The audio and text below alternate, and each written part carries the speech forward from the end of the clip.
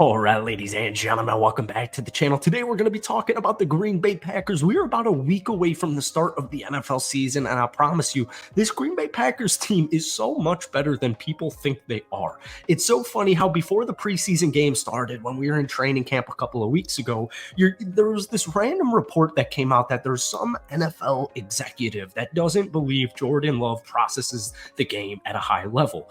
Packers fans are like, well, I don't really know what that does for me. So what does Jordan Love do in his first couple of preseason games as QB1 for the Green Bay Packers? Well, he kind of kills it. He goes 21 of 33 for 193 yards and 3 touchdowns and 0 interceptions. This is the Jordan Love that us Packers fans think Jordan Love is about. And one thing that I love about this Packers team is the expectations are so low right now. We've talked about it on this channel, but I really genuinely believe, as much as I love Aaron Rodgers, I fully believe he was one of, if not the worst Packers offensive players last season. He came just 26th in total QBR, but this Packers team has a lot more pop, a lot more zip than they did this time last season. Yes, we still had guys like Christian Watson and Romeo Doubs, but they dealt with injuries and they were also rookies. So I just think it's funny how, the storylines from before training camp, during training camp, before preseason, during preseason, and now at the start of the season, it was like, yeah, Jordan Love doesn't see the game good enough. And now it's like, Jordan Love, he's throwing it to a bunch of unproven players. Yeah, maybe Jordan Love will be just fine, but who's he throwing it to? I'm like, well, this just doesn't do it for me. So that's what we're going to talk about in today's video, why the Green Bay Packers offense is a lot better than people think. But before we do, if you guys enjoy, be sure to hit that like button, hit that sub button for daily NFL content. Obviously, I'm a diehard Green Bay Packers fan. I will be at that week 1 game at Soldier Field. So let's try and get this video to 500 likes. That would mean the absolute world to me. So what we've been harping on all offseason is, what does Jordan Love need to do this upcoming season? Because he doesn't need to be a Hall of Famer right away. He doesn't need to be a Hall of Famer. He doesn't need to be Aaron Rodgers. He doesn't need to be Brett Favre. What we need him to do is not force balls, limit turnovers, don't throw interceptions, clean up the footwork, clean up the mechanics, which is exactly what we saw in preseason, by the way, and let the games come to you. What we saw from Jordan Love in the limited snaps that we saw in preseason, it was a night and day difference from the previous years we've seen Jordan Love in the preseason. Like, seriously, night and day difference. The guy looks so much more confident. He looks a lot more calm in the pocket. He looks like he knows what he is doing. I love when he steps behind a microphone. He is the leader. You can tell he's a mature, franchise-capable person.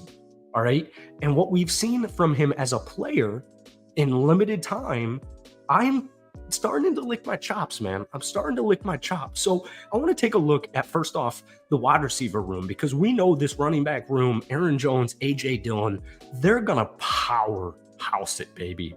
This is one of the best running back rooms in the National Football League. And of course, we're not going to forget about new addition, Emmanuel Wilson. Congratulations on making the team. I love his energy. I love his effort. And that's another big difference with the Packers of last season than this season. I think it's a much better energy. There's a lot better aura. The vibes are high. They're through the roof. Everybody likes each other. Not to say Aaron Rodgers was a big issue, but I just like the vibe of this Packers team as opposed to this time last season. One thing a lot of people don't seem to understand, especially when they talk about the New York Jets right now, is, and we won't talk about the Jets, obviously, Allen Lazard is not a wide receiver 1. He's just not a wide receiver 1. Allen Lazard is a really good wide receiver. He dealt with some injuries. I feel like he's kind of always dealt with some injuries. I remember when he first got onto Green Bay and Aaron Rodgers wanted him to see more snaps. I remember that Lions game from a couple of years back. Like, I love Allen Lazard, but he's not a wide receiver 1.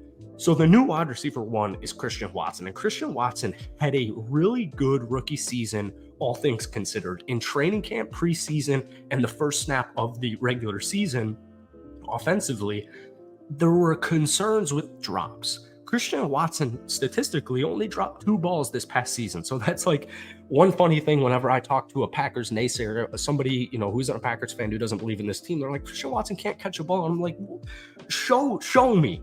Outside of that first game against Minnesota, show me Christian Watson's drops, because there's only one more of them.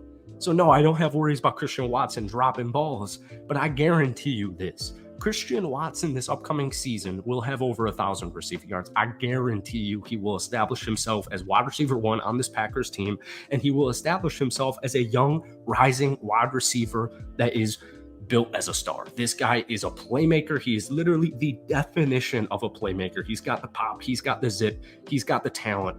You're going to see over 1,000 yards receiving from Christian Watson this upcoming season. Romeo Doubs is so sneaky. He's so freaking sneaky. This guy immediately for the Green Bay Packers last season was a high impact guy. Immediately, he knows where to be. He gets open, creates separation. I'm thinking we're going to see at least 800 yards from Romeo Doubs this upcoming season. And then it gets a little bit deeper. All right, before we get into the tight ends, the rest of the Packers wide receiver depth chart, Samori Toure from last season, rookie Dontavian Wicks, and then you have undrafted free agent Malik Heath. And we've talked about Malik a couple of times on this channel. I'm so glad he made the roster because it was so weird to me that he didn't get drafted.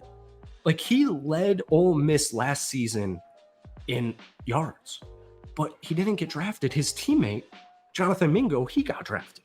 But Malik Heath, in limited preseason time, 12 receptions, 146 yards. He led the Packers in both.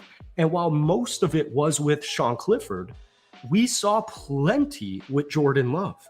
He is an aggressive player. He attacks the ball and he just brings this edge. He brings this toughness and this grit to this Packers wide receiver room. When we take a look at his last season at Ole Miss, it is literally shocking to me that he did not get drafted. He had 60 catches, 971 yards, and 5 touchdowns. He averaged 16.2 yards per catch, and he went unfreaking drafted. But it doesn't end just there. New rookie, who we saw a beautiful touchdown, Jaden Reed, 3rd round pick out of Michigan State. So yes, it is relatively a young group, but I will take this group any day of the week over Randall Cobb and Allen Lazard, even though I love both those guys.